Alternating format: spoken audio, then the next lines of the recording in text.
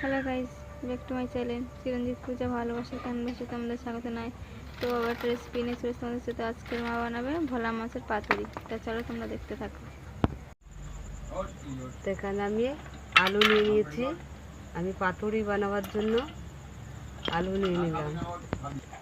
তো এখানে আমি পেঁয়াজ কুচি নিয়ে নিলাম, তো কাঁচা লঙ্কা নিয়ে নিলাম, আমি সর্ষে বাটা নিলাম, শুক্তো বাটা নিলাম, পোস্ত বাটা নিলাম, এখানে আমি আদা রসুন বাটা দিলাম, হলুদ দিলাম, গুঁড়ো লঙ্কা দিলাম, এখানে আমি কালো জিরে নিলাম, স্বাদ মতন নুন দিলাম। ভালো করে মিশিয়ে নেব। ও ভালো লাগছে না?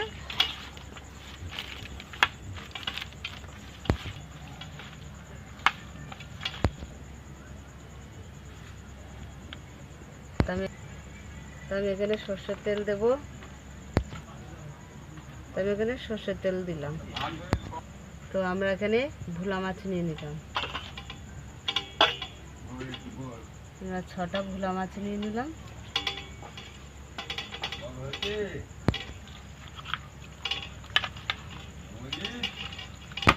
তো এখানে আমরা কড়া বসিয়ে দিয়েছি।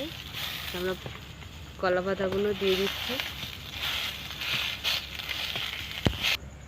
তো এখানে আমরা মাছগুলো সব বসিয়ে দিচ্ছি।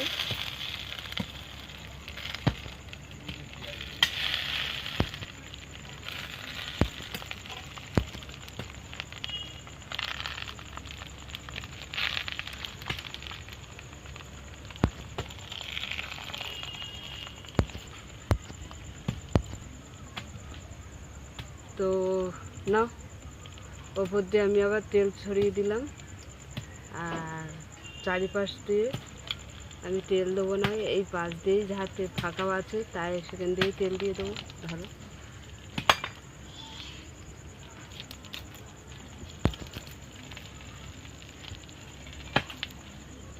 তো এখানে আমি ঢাকা দিয়ে দিলাম।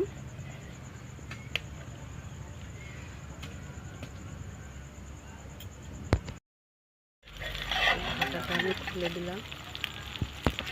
তো আমরা আবার উল্টে দেবো।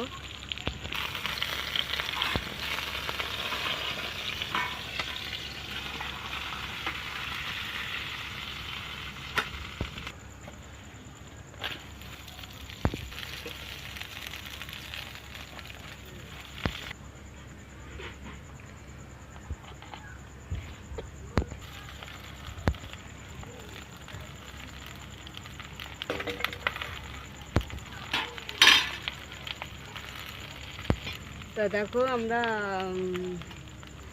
আবার উল্টো করে দিয়েছি। দিয়ে আমরা আরও কিছুক্ষণ জাল দেব। তো দেখো, আমরা ভোলা মাছের পাতুরি অনেক কষ্টই করছি, কারণ আমাদের তাওয়া নেই, আমাদের এই কড়াতেই করতে হচ্ছে। তা আপনারা কিছু মনে করবেন না, ভিডিওটা অবশ্যই আপনারা দেখবেন। তাওয়াটা থাকলে খুব ভালো হয়। এগুলো তাওয়াতেই বানাতে হয়, ও কড়াই বানাচ্ছি। ভোলা মাছের পাতুরি আমাদের কলা পাতায় হয়ে গেছে। তো আমরা এবারে নামিয়ে নিচ্ছি।